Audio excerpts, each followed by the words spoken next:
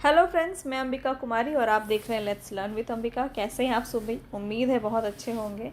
और यहाँ पे आपको पूरा हिंदी साहित्य कंप्लीट कराया जाएगा इसी तरह जिस तरह से आप अभी देख रहे हैं। और आज हमारा आदिकाल ख़त्म हो जाएगा पूरी तरह से। तो जिन्होंने भी पिछले 2 वीडियोस को नहीं देखा है उसको जाके ज़रूर देख लीजिएगा। पूरा आदिकाल आपका ख़त्म हो जाएगा आज, ठीक है। मैं आपको बता देना चाहूँगी कि डॉक्टर नगेंद्र की पुस्तक, रामचंद्र शुक्ल की पुस्तक और डॉक्टर बच्चन की भी कुछ पुस्तकें मैंने इसमें इंक्लूड किए हैं। पूरा संपूर्ण सार आपको इसमें देखने को मिलेगा और पुस्तक पढ़ने की आपको ज़रूरत नहीं पड़ेगी अगर आप एक बार नोट्स को कंप्लीट पढ़ लेते हैं तो। ये पूरी जो क्लास है आपके लिए फ्री ऑफ कॉस्ट उपलब्ध है यूट्यूब पे। तो आप पूरी क्लास यहाँ पे देख सकते हैं। हिंदी साहित्य को बिल्कुल ज़ीरो टू हाई लेवल पे आपको लेके चलेंगे। और अगर मैं बात करूँ इस पीडीएफ की, अगर आप इस पीडीएफ को लेना चाहते हैं तो आपको 299 रुपीज़ पेड करना होगा। और ये छोटी सी शुल्क है जो आपके लिए रखी है मैंने। इसमें आप पूरा हिंदी साहित्य का नोट्स पा सकते हैं, प्लस 10,000 प्लस क्वेश्चन प्रैक्टिस। आपको पूरी हिंदी साहित्य की क्वेश्चन प्रैक्टिस भी मिलेगी। तो यहाँ पे अगर आपने ये ले लिया तो हिंदी साहित्य फिर आपको कहीं और पढ़ने की ज़रूरत नहीं पड़ेगी, क्योंकि मैं आपको एक एक चीज़ यहाँ पे करवाने वाली हूँ, ठीक है। तो यहाँ पे ये चीज़ें मुझे बतानी थी, क्योंकि इसके बाद फिर इसका डिस्कशन यहाँ पे नहीं होगा। तो आपको बस बताना था। इसके बाद जो हम पढ़ाई शुरू करेंगे फिर हमारा वहीं चलने वाला है पूरे टाइम। तो यहाँ पे हमने आपको ये सारी चीज़ें बता दी। जिनको भी जो भी इंटरेस्टेड है वो मुझे मैसेज कर सकते हैं टेलीग्राम पे लिंक दिया हुआ है नीचे डिस्क्रिप्शन बॉक्स में, ठीक है। टेलीग्राम पे जाइए और वहाँ से ज्वाइन हो जाइए। वहाँ से आप मुझे पर्सनली भी मैसेज कर सकते हैं टेलीग्राम पे। तो जो भी बातें आपको पूछनी हो वहाँ से आप मुझसे पूछ सकते हैं, ठीक है। चलिए अब हम स्टार्ट करते हैं। यहाँ पे तो आदिकाल हमारा ये ख़त्म हो चुका है सारा, ठीक है। हमने लगभग बहुत सारी चीज़ें कंप्लीट कर ली हैं आदिकाल को। देखिए बहुत कन्फ्यूज़न रहता है, तो मैं आपको पहले ही बता देती हूँ कि देखिए कभी भी आप किसी भी चीज़ को पढ़ेंगे तो बिना उसको विभाजित किए, बिना कैटेगराइज किए उसको आप पढ़ नहीं सकते हैं। फिर वो उसको पढ़ने का कोई आधार होना चाहिए आपके पास। तो यहाँ पे आदिकाल को भी बांटा गया है, उसी तरह से हमने इसको पढ़ा है। अब देखिए पूरा आदिकाल को हमने यहाँ विभक्त किया है 7 खंडों में। तो पहले हमने अपभ्रंश साहित्य को देखा, सिद्ध साहित्य देखा, जैन साहित्य को भी हमने देख लिया है, नाथ साहित्य भी हमारा ख़त्म हो चुका है और रासो साहित्य भी हमारा ख़त्म हो चुका है। आज हम देखने वाले हैं लौकिक साहित्य और गद्य रचनाएं, ठीक है। इसके बाद हम कुछ आदिकाल की प्रवृत्तियों को देखेंगे। इसके बाद इस क्लास को हम एंड करेंगे। तो पूरा वीडियो कंप्लीट देखिएगा तभी आपको समझ में आएगा। चलिए बिना किसी देरी के हम स्टार्ट करते हैं। और यहाँ पे ये सारी चीज़ें मैं आपको करवा चुकी हूँ, ठीक है। तो इसको हम बहुत ज़्यादा टाइम इस पे नहीं लगाएंगे। आप पिछले वीडियो में जाके देख सकते हैं, ठीक है। फिर लंबी हो जाएगी वीडियो, फिर प्रॉब्लम हो जाएगी। तो ये सारा कुछ हमने करवा दिया है आपको पहले ही। आप देख सकते हैं कि कितना डिटेल में आपको सब कुछ करवाया गया है।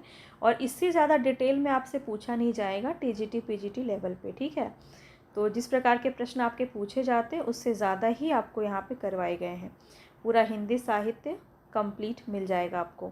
तो ये हमने कंप्लीट जितने भी रासो ग्रंथ हैं जो इम्पॉर्टेंट है, जहाँ से प्रश्न बनते हैं, वो सब हमने यहाँ पे कंप्लीट कर लिया है। अब देखिए हम स्टार्ट करेंगे यहाँ पे लौकिक साहित्य। ये हमारा ख़त्म हो जाएगा। श्रीधर तक ये हमने ख़त्म कर लिया था कल, नेक्स्ट इस प्रीवियस वीडियो में।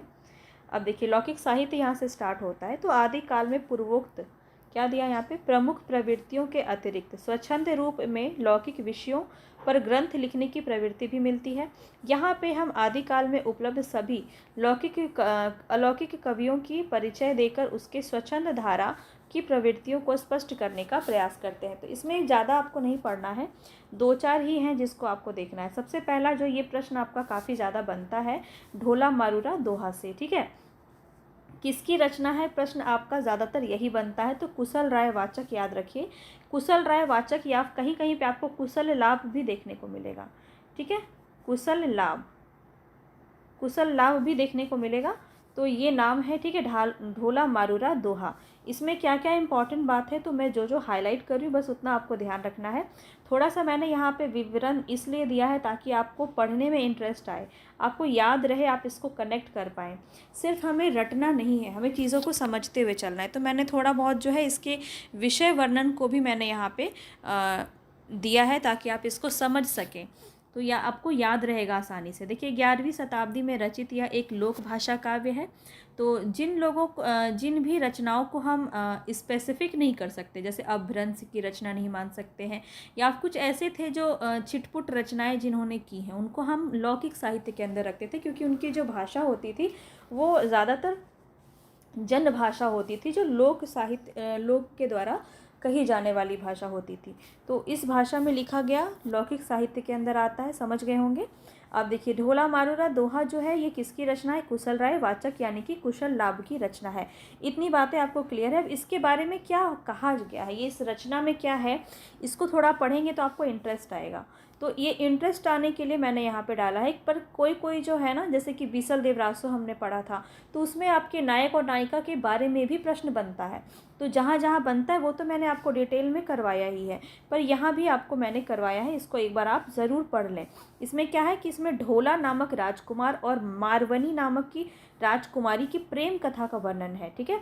और कछवाहा वंश के राजा नल, यहाँ पे नेट यूजीसी नेट का जो एग्ज़ाम होता है ना, उसमें थोड़ा डिटेल में पूछ लिया जाता है कि किस वंश के राजा थे ढोला जो थे राजकुमार ढोला, ये किसके पुत्र थे, यहाँ से भी प्रश्न बन जाता है, ठीक है।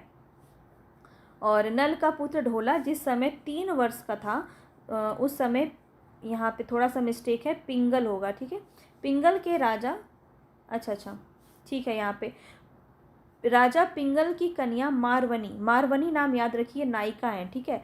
मारवनी केवल 1.5 वर्ष की थी, ठीक है। और नायक जो था ढोला वो 3 वर्ष का था, और तभी दोनों का विवाह कर दिया गया था। कहा जाता है कि पूगल एक जगह का नाम है, ठीक है। पूगल के राजा पिंगल की कन्या, गलत नहीं लिखा है, सही ही लिखा हुआ है, ठीक है। मैं ही थोड़ा सा कंफ्यूज हो गई थी। तो पूगल जगह का नाम है, वहाँ के राजा थे पिंगल, उनकी कन्या थी मारवनी जो कि 1.5 साल की थी, तभी इन दोनों का विवाह हो जाता है। और पुगल में अकाल पड़ने पर राजा पिंगल विवश होकर नल के राज्य में चले जाते हैं, और तभी पिंगल की रानी ढोला पर रीझ जाती है और उसने मारवनी से उनका विवाह कर दिया। जब ढोला बड़ा हो जाता है तब उनका दूसरा विवाह हो जाता है मालवा की राजकुमारी मालवनी से।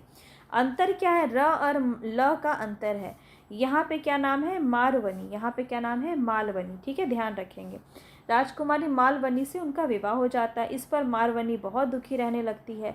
उसने दाढ़ियों के माध्यम से ढोला के पास बहुत सारे विरह संदेश भेजने को चाहे, लेकिन मालवनी उनके प्रयत्न पर पानी फेर देती थी और वो उस तक पहुंचने नहीं देती थी संदेश। लेकिन बाद में क्या होता है, अंत में जो इस पूरी कथा का जो अंत है वो मारवनी के उद्देश्य सफल हो जाते हैं और उसके बाद दोनों का पुनर्मिलन हो जाता है। यानी कि यहाँ पे कहने की बात ये है कि इसमें विरह वर्णन देखने को मिला है, ठीक है। और एक प्रश्न आपका यहाँ से बनता है कि ढोला मारूरा दोहा का मूल रूप दोहों में मिलता है, ठीक है। चलिए, और बहुत ज़्यादा इसमें कुछ जानने की ज़रूरत आपको नहीं है। नेक्स्ट है आपका जयचंद्र प्रकाश। जयचंद्र प्रकाश किसकी रचना? भट्ट केदार नामक कवि ने की है। इसकी रचना होगा यहाँ पे, ठीक है। इसकी रचना भट्ट केदार नामक कवि ने की है। रामचंद्र शुक्ल के अनुसार यह एक महाकाव्य था जिसमें महाराज जयचंद के प्रताप और पराक्रम का वर्णन था, किंतु अभी तक यह उपलब्ध नहीं है। तो ये भी आपको ध्यान रखना कि ये उपलब्ध भी नहीं है और इन कृतियों का रोठाड़ा री ख्यात में उल्लेख मिलता है। बस इतना ही आपको ध्यान रखना है। क्या याद रखना है? जयचंद्र प्रकाश रचना किसकी है? भट्ट केदार की है। बस इतना ही पूछेगा, ज़्यादा कुछ नहीं पूछेगा। इसका समय तो पता ही नहीं है अभी तक किसी को। चलिए, जय मयंक जस चंद्रिका, यह रचना किसकी है? मधुकर कवि की है। बस इतना ही आपको याद रखना है। बाकी जो चीज़ें हैं वो आपको बस जानने के लिए मैंने यहाँ पे दिए हुए हैं कि 1186 ईस्वी में ये रचना रची गई।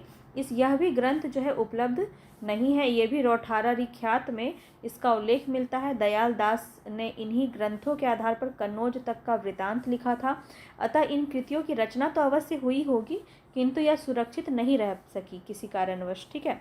तो यहाँ तक ही इसके बारे में बताया गया है। एक और रचना है जिसके बारे में ज़्यादा कुछ पता नहीं है, लेकिन कई बार ये देखने को मिल जाता है, वो है वसंत विलास, ठीक है।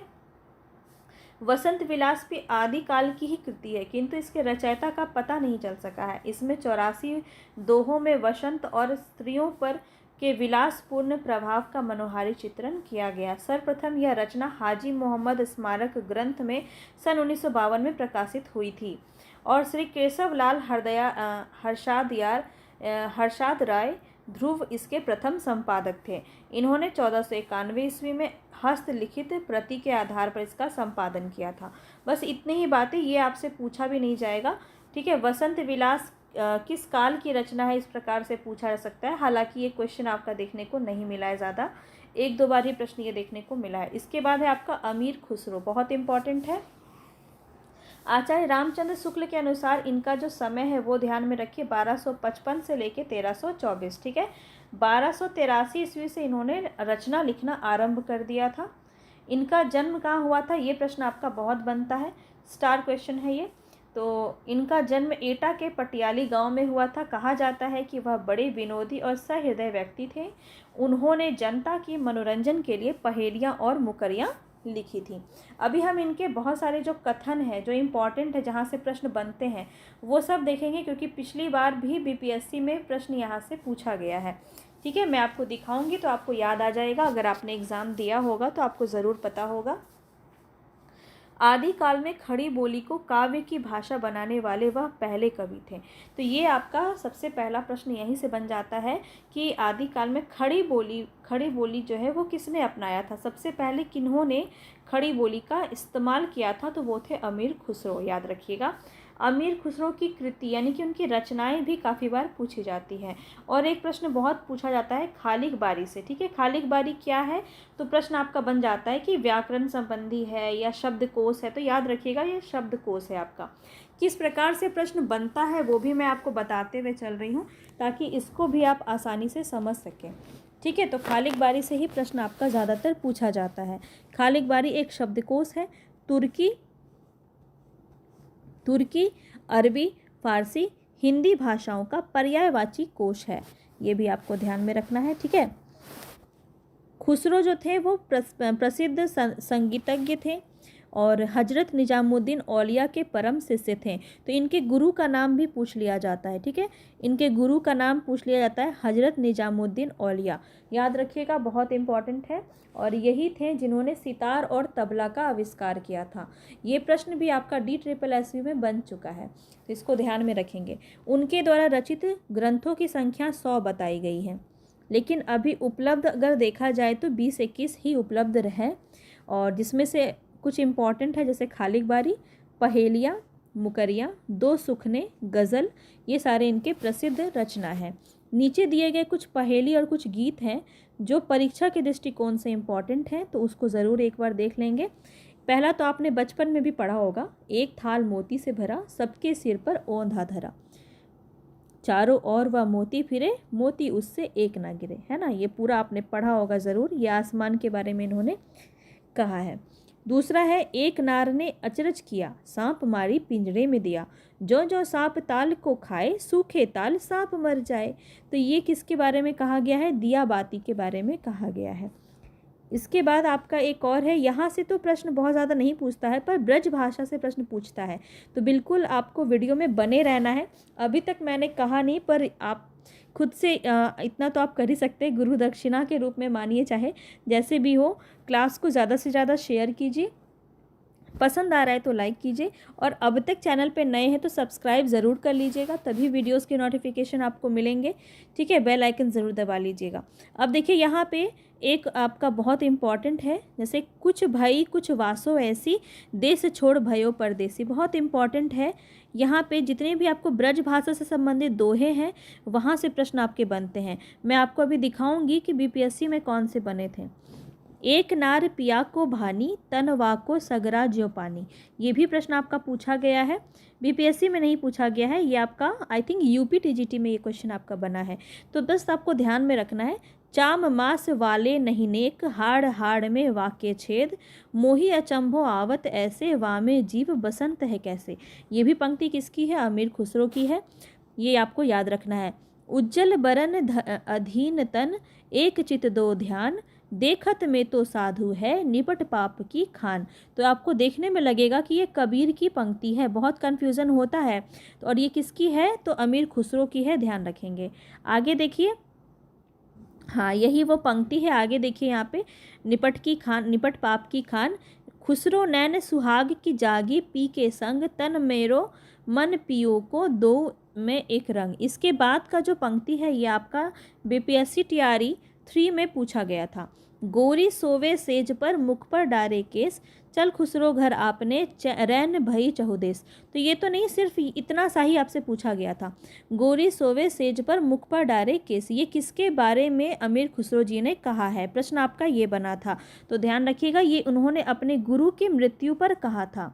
ठीक है, उनकी गुरु जो थे निजामुद्दीन औलिया, उनके मृत्यु पर इन्होंने कहा था। ठीक है, कि गोरी सोवे सेज पर मुख पर डारे केस, चल खुसरो कर आपने भय रैन भय चहुदेस। ठीक है, तो इस प्रकार के प्रश्न आपके बनते हैं, तो ये आपको बिल्कुल भी भूलना नहीं है। देखिए, ये भी आपका बहुत ही इम्पॉर्टेंट पंक्ति है, काफ़ी बारी आपके एग्ज़ाम में पूछा जा चुका है। मोरा जोवना लवेडरा भयो है गुलाल, कैसे कर दीनी बकस मोरी लाम माल, सूनी सेज डरावन लागे बिरहा अग्नि मोहि डस डस जाए। ये काफ़ी बार आपका पूछा गया है। ठीक है, तो इसको भी आपको ध्यान में रखना, हो सकता है नेक्स्ट आपका पूछा जाए। ठीक है, हजरत निजामुद्दीन चिश्ती जर्जरी बख्श पीर, जोई जो की ध्यावे तही तही फल पावे, मेरे मन की मुराद भर दीजिए अमीर। तो ये भी पंक्ति किनकी है? अमीर खुसरो की है। एक लास्ट और है, ये भी आप इसको देख लीजिए। जेहाल मिस्की मकुन तगाफुल दुरा से नैना, बनाए बतियाँ की तावे हिजरा नदारम, ए जा न देहू काहे लगाए छतिया, दबान हिजरा दराज चू जुल्फ, व रोज वसतल चू उम्र कोतह, सखी पिया को जो मैं न देखूं तो कैसे काटूं अंधेरी रतिया। ये पंक्ति आपका पूछा गया है, लास्ट वाला। ठीक है, तो इस प्रकार से जो है अमीर खुसरो की पंक्तियाँ पूछी जाती है। ये पूरा मैंने आपको रामचंद्र शुक्ल से लिया हुआ है, तो ये रामचंद्र शुक्ल के बुक में आपका दिया गया है, तो यहाँ से ध्यान रखिएगा, प्रश्न आपके बनते हैं। विद्यापति के बारे में अब हम देख लेते हैं। विद्यापति जो है, आदि काल में विद्यापति जैसे श्रृंगारी कवि भी हुए, जिन्होंने मैथिली भाषा में पदावली रचना इन्होंने लिखी थी। रचना काल है 1430 ईस्वी। अब देखिए यहाँ पे इनके बारे में क्या इंपॉर्टेंट है, तो कीर्तिलता और कीर्ति पताका इनकी रचना है। ठीक है, इन्होंने अपभ्रंश भाषा में लिखी है। विद्यापति मिथिला के राजा शिव सिंह के दरबारी कवि थे। ये भी प्रश्न आपका बहुत इंपॉर्टेंट है, पूछा जाता है कि वो किसके दरबारी कवि थे, शिव सिंह के, कीर्ति सिंह के। इस प्रकार से आपके प्रश्न बनते हैं बहुत ज़्यादा। और देखिए, नाम से क्वेश्चन आपका बहुत बनता है विद्यापति से। तो विद्यापति को मैथिल कोकिल, कवि शेखर, कवि अभिनय जयदेव के नाम से भी जाना जाता है। तो ये सब आपको याद रखना, यहाँ से प्रश्न बनता है। विद्यापति किस भक्ति को फॉलो करते थे, तो शैव थे। ठीक है, वैष्णव, शैव, शाक्त, इस प्रकार से भी आपके ऑप्शन बनेंगे। तो विद्यापति क्या थे? शैव थे। इनकी पदावली में भक्ति एवं श्रृंगार का समन्वय दिखाई पड़ता है। विद्यापति की मैथिली भाषा में रचित पदावली के पदों में रचित है तथा इसमें गीति काव्य के सभी तत्व जैसे संगीतात्मकता, व्यक्तिगतता, कोमलकांत, मधुर पदावली, अलंकार, ये सभी इसमें विद्यमान हैं। विद्यापति भक्त थे अथवा श्रृंगारी, इस पर बहुत विवाद रहा है, लेकिन अधिकतर लोग इन्हें श्रृंगारी कवि ही मानते हैं।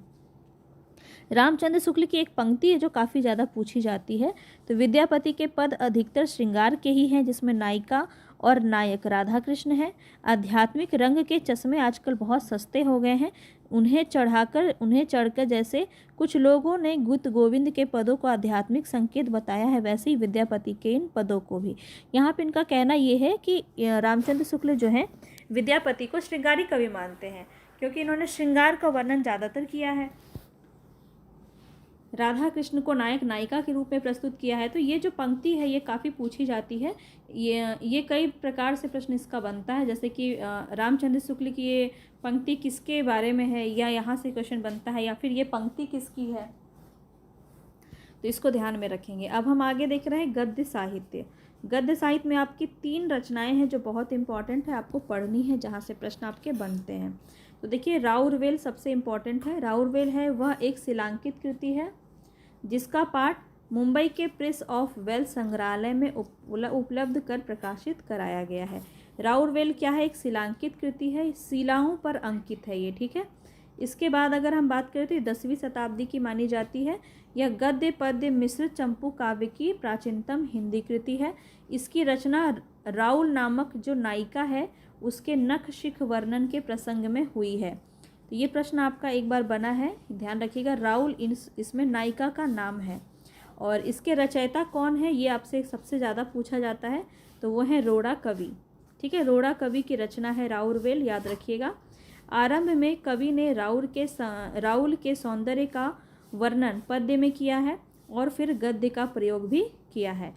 तो इसमें नक्शिक वर्णन सबसे पहली बार हुआ था। ठीक है, तो राउरवेल से हिंदी में नक्शिक वर्णन की श्रृंगार परंपरा का आरंभ हुआ। नक्शिक वर्णन क्या है, यानी नक्शिक मतलब पूरा ऊपर से लेके नीचे तक नायिका के श्रृंगार का वर्णन किया गया है। ठीक है, इसकी भाषा में हिंदी के साथ बोलियों के शब्द मिलते हैं जिसमें राजस्थानी प्रधान है। इसके बाद आता है आपका उक्ति व्यक्ति प्रकरण, ये भी काफ़ी ज़्यादा पूछा जाता है, उक्ति व्यक्ति प्रकरण। तो इसको देख लेते हैं। इसकी रचना किसने की, दामोदर शर्मा ने की। ये सबसे ज़्यादा तो यही पूछा जाता है, उक्ति व्यक्ति प्रकरण किसकी रचना है, दामोदर शर्मा की है। 12वीं शताब्दी में ये रचना रची गई। हिंदी व्याकरण की और उसी समय ध्यान दिया जाने लगा था, और ये पुस्तक जो है वो व्याकरण संबंधी है, ये भी आपको याद रखना है। ठीक है, वर्ण रत्नाकर आगे हम देखते हैं। तो वर्ण रत्नाकर किसकी है, ज्योतिश्वर ठाकुर की है, ज्योतिश्वर ठाकुर की है। ठीक है, ज्योतिश्वर ठाकुर की है। अभी देख लेते हैं यहाँ पे आगे। मैथिली हिंदी में रचित गद्य पुस्तक है डॉक्टर सुनीति कुमार चटर्जी और पंडित बबुआ मिश्र के संपादन में बंगाल एशियाटिक सोसाइटी से ये प्रकाशित हुई थी, वर्ण रत्नाकर। और डॉक्टर हजारी प्रसाद द्विवेदी के अनुसार इसकी रचना 14वीं शताब्दी है। और इसके लेखक कौन है, ज्योतिश्वर ठाकुर हैं, जो कि एक मैथिली कवि हैं। और इसकी भाषा में कवित्व, अलंकारिक तथा शब्दों की तत्समता की प्रवृत्तियाँ देखने को मिलती है। ठीक है, तत्समता की प्रवृत्तियाँ देखने को मिलती है। हिंदी गद्य के विकास में इस पुस्तक का भी विशेष महत्व है। अब यहाँ पे हम कुछ आदिकाल के प्रमुख प्रवृत्तियों को देख लेते हैं, इसके बाद हमारा पूरा आदिकाल यहाँ पे ख़त्म हो जाएगा। सबसे पहले क्या है आदिकाल में, तो याद रखिए रासो काव्यों की रचना यहाँ पे देखने को मिली है। तो हमने ऊपर पढ़ा था, रासो समझ में आ रहा होगा आपको, जहाँ पे रासो काव्य में क्या होता था, विशेष रूप से अपने जो आश्रयदाता होते थे, आश्रयदाता के उनके वीर की गाथाएं की जाती थी। वीर गाथा का भी इन्होंने नाम दिया था आदिकाल को, रामचंद्र शुक्ल ने, है ना। तो आश्रयदाता जो हुआ करते थे उनकी प्रशंसा किया जाता था इसमें रासो काव्य रचना में। इसके बाद वीर एवं श्रृंगार रस की प्रधानता भी इसमें देखने को मिली है, जिसमें श्रृंगार रस में आप किसको मान सकते हैं, आपने पढ़ा है तो आप आसानी से बता सकते हैं, जैसे कि बीसल देव रासो सबसे बड़ा श्रृंगारिक रचना था। संदिग्ध प्रामाणिकता भी इसमें देखने को मिला, जहाँ पे ऐतिहासिक काफ़ी अप्रमाणित देखने को मिली, यानी कि संदिग्ध थी। जैसे कि आपका पृथ्वीराज रासो, यहाँ पे काफ़ी ज़्यादा संदिग्धता देखने को मिली, जहाँ पे कई लोगों ने इन्हें प्रमाणिक भी माना, कई लोगों ने अप्रमाणिक माना और कई लोगों ने अर्ध प्रमाणिक भी माना है। तो ये काफ़ी इम्पॉर्टेंट है कि आदिकाल की जो बहुत सारी पुस्तकें हैं उसमें संदिग्ध है प्रामाणिकता, ठीक है, कि वो प्रामाणिक है भी या नहीं। ऐतिहासिकता का अभाव देखने को मिला है, कल्पना की प्रचुरता है, ज़्यादातर कल्पना ही उसमें भरा पड़ा हुआ है। संकुचित राष्ट्रीयता है, राष्ट्रीयता की बात इसमें ज़्यादातर नहीं की गई है। मुक्तक एवं प्रबंध काव्य की रचना इसमें है, छंदों की विविधता देखने को मिली है, डिंगल पिंगल भाषा का प्रयोग भी आदिकाल की रचनाओं में देखने को मिला है, और युद्धों का वर्णन जो है वो देखने को मिला है। अब यहाँ पे कुछ इम्पॉर्टेंट आदिकाल के साहित्य हैं जो आपको हूबहू बस आपको याद कर लेना है, क्योंकि सीधा सीधा आपका रचना और रचनाकार से प्रश्न यहाँ बनता है। सबसे पहले संदेश रासक अब्दुल रहमान की है, पौम चरियु स्वयंभू की है, रिट नेमी चरियु स्वयंभू की है, नागकुमार चरियु ये भी शंभू की है, और महापुराण पुष्पदंत की है, भविष्यत कहा धनपाल की है, उपदेश रसायन रास जिंदत सूरी की है, परमात्म प्रकाश जोइंदू की है, योग सार जोइंदू की है। बहुत ज़्यादा प्रश्न यहाँ से बनता है, तो ये मैंने आपको अलग से यहाँ पे दे रखा है ताकि आपको सीधा सीधा साहित्य रचना सिर्फ आप पढ़ के अपना एग्ज़ाम दे सकें, क्योंकि यहाँ से क्वेश्चन बहुत ज़्यादा सीधा सीधा बन जाता है। इसका देखिए उपदेश रसायन रास किसके, जिंदत सूरी की है, परमात्म प्रकाश जोइंदू की है, योग सार जोइंदू की है, पाहुड़ दोहा राम सिंह की है, प्राकृत पेंगलम ये विद्याधर जज्जल बब्बर और सारंगधर के रचनाओं का संकलन है छंदशास्त्र में। ढोला मारूदा दोहा कुशल लाभ की है, देखिए यहाँ पे है ना, कुशल वाय राचक भी नाम है और कुशल लाभ भी देखने को मिलता है। जयचंद प्रकाश भट्ट केदार की, आज ही पढ़ाया है ये मैंने आपको। जयमयंक जस चंद्रिका मधुकर कवि की है। विद्यापति पदावली जो है वो विद्यापति की है। अमीर खुसरो की पहेलियाँ अमीर खुसरो की है। अब आप सोच रहे होंगे विद्यापति की और भी रचनाएं हैं, लेकिन हम आदिकाल की बात कर रहे हैं अभी, तो आदिकाल में इनकी यही रचनाएं देखने को मिली। जैसे अभ्रंश रचना जो है इनकी कीर्तिलता और कीर्ति पताका, तो उसको हमने देखा। तो ये बस इतना ही आपको यहाँ पे देखना है। पूरा हमारा यहाँ पे आदिकाल ख़त्म हो चुका है। खुसरो की पहेलियाँ जो है वो अमीर खुसरो की है। तो ये पूरी रचनाएं यहाँ पे आप देख सकते हैं, ठीक है। तो ये हमारा यहाँ पे पूरा आदिकाल आज ख़त्म हो गया है। अब इसके हम क्वेश्चन प्रैक्टिस करेंगे, ठीक है, MCQ क्वेश्चन प्रैक्टिस करेंगे। और ये पूरी MCQ और साथ ही साथ आपको ये पूरी थ्योरी की नोट्स, थ्योरी आपको पूरी और MCQ, ये पूरी नोट्स आपको मिल जाएगी 299 रुपीज़ में। जितने भी लोग इंटरेस्टेड हैं ज़रूर इसको ले लीजिएगा, इससे आपको बहुत ज़्यादा हेल्प मिलेगा। चाहे कोई भी एग्ज़ाम हो हिंदी साहित्य का, चाहे वो NVS का एग्ज़ाम हो, KVS का हो, TGT PGT state TGT PGT का एग्ज़ाम हो, DSSB हो, EMRS हो, हर एक एग्ज़ाम में आपका इक्वली बेनिफिशियल रहेगा। और ये बहुत ही कम अमाउंट में आपको अभी उपलब्ध हो रहा है, ठीक है। तो चलिए इसी नोट के साथ यहीं पे हम अपना क्लास समाप्त करते हैं। जितने भी लोगों को पसंद आया वो लाइक ज़रूर कीजिएगा और ज़्यादा से ज़्यादा लोगों तक शेयर कीजिए। मिलेंगे फिर से नेक्स्ट वीडियो में, तब तक के लिए धन्यवाद।